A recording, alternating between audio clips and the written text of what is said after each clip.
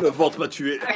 Le 12 janvier 2010, Haïti a subi un tremblement de terre qui a fait des centaines de milliers de morts et plus d'1,5 million de sans-abri. Et au final, qu'est-ce qu'ils ont eu? Un remake de We Are the World et quelques maisons construites, mais aussi rapidement qu'une maison bled. Aujourd'hui, on va voir ensemble comment ce qui aurait dû être la plus grande opération de reconstruction de la perle des Antilles s'est finalement terminé en une escroquerie et en un scandale international.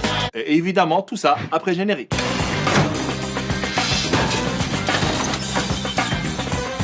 Il faut savoir que Haïti a été l'une des colonies les plus riches et la première république noire a proclamé son indépendance en 1804, soit 2-3 jours avant le lancement de Vivement Dimanche. Mais ça lui a coûté une dette coloniale à la France de plus ou moins 17 milliards d'euros d'aujourd'hui qu'elle n'a fini de payer qu'au milieu du XXe siècle. Mais bon, après quand tu commences une histoire et qu'il y a les termes dette coloniale, t'imagines bien que ça finira aussi mal que Macron qui parle anglais. I don't like what you did in front of me. Faut savoir que le pays n'a jamais réussi à bien se développer et il est toujours dépendant des ONG et des organisations humanitaires. À tel point qu'on la surnomme la République des ONG. Depuis le tremblement de terre en 2010, t'as plein d'ONG et d'organisations humanitaires qui ont débarqué comme les Avengers mais version Bollywood. Parce que t'en as plein qui ont fait des trucs sans logique, sans coordination et énormément d'argent a disparu. Et croyez-moi, c'était pas la faute de Carlos Ghosn. Eh, c'est notre territoire ici, tu vois bien qu'on est en train de distribuer de la nourriture. Ouais, ben nous on a des camions avec des couvertures. J'ai faim, j'ai froid. La ferme! Tu vois pas qu'on est en train de te sauver la vie là? C'est un truc de fou! La politesse! Bon, qui a faim? Qui a froid? Le gros problème aussi, c'est que t'as des humanitaires qui se sont crus tout permis. Les gars, on n'est pas à la police ici, hein. Il y a des règles. Par exemple, Oxfam avait des employés qui ont organisé des orgies avec des prostituées. C'est quand même triste pour une ONG reconnue pour son excellent travail. T'as aussi les casques bleus de l'ONU, censés protéger la population après le tremblement. Ben les mecs, ils ont apporté le choléra avec eux. Ça a fait plus de 10 000 morts et 800 000 malades. Et encore, il a fallu du temps pour que l'ONU reconnaisse son erreur. Et puis t'as des gentils ONG qui ont distribué de la nourriture sans penser aux agriculteurs locaux. Comment tu veux que le paysan vend ses légumes quand en face t'as un mec qui vend tout gratuit? Mais la médaille d'or du grand n'importe quoi revient à la Croix-Rouge américaine. Elle a recueilli 488 millions de dollars de dons jusqu'en 2015. Et elle a été accusée de n'avoir construit que 6 maisons.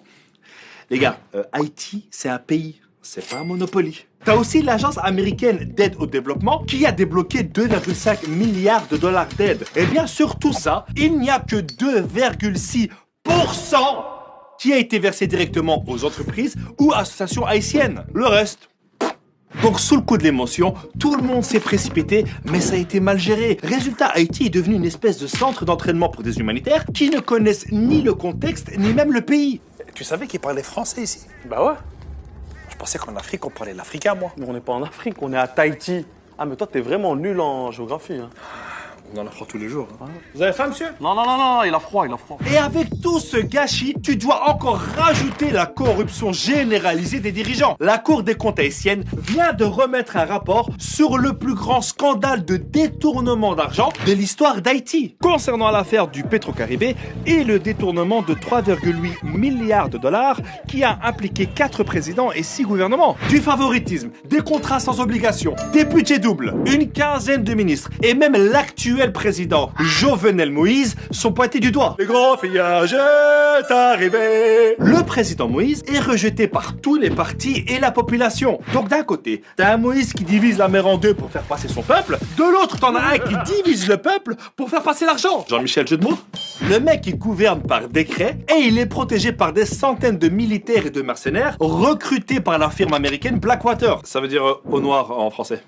Ouais, c'est toujours plus stylé en anglais. 10 ans après le tremblement de terre et l'intervention internationale, le pays s'est encore plus appauvri et la criminalité a explosé. Le peuple haïtien proteste depuis 2 ans contre l'injustice et la classe politique corrompue. Ah, là-bas, c'est pas des gilets jaunes qui doivent être distribués, hein, mais des gilets pare-balles. Avant le séisme, Haïti était classé 149e sur 182 selon l'indice de développement humain. Aujourd'hui, malgré toute cette aide humanitaire, le pays est classé 168e. Et il y a toujours des problèmes d'insécurité, de maladies et il manque de tout. Je pense pour sortir de ça, il faudrait une vraie enquête. Et quand je te parle d'enquête, je te parle pas d'un sondage fait par des ONG à la sortie d'un métro, mais d'un vrai bail à l'échelle internationale pour savoir qui sont les responsables de ce pillage. Je pense que la France devrait aussi revoir son histoire et rembourser sa dette d'indépendance à Haïti. Ce qui, je pense, lui permettrait de s'en sortir un peu mieux.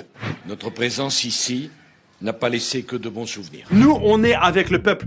Ils sont debout comme ils l'ont fait à l'époque pour gagner leur indépendance. Et évidemment, n'oubliez pas de partager cette vidéo pour sensibiliser un maximum de monde. Et comme dirait mon proverbe, celui qui partage la vidéo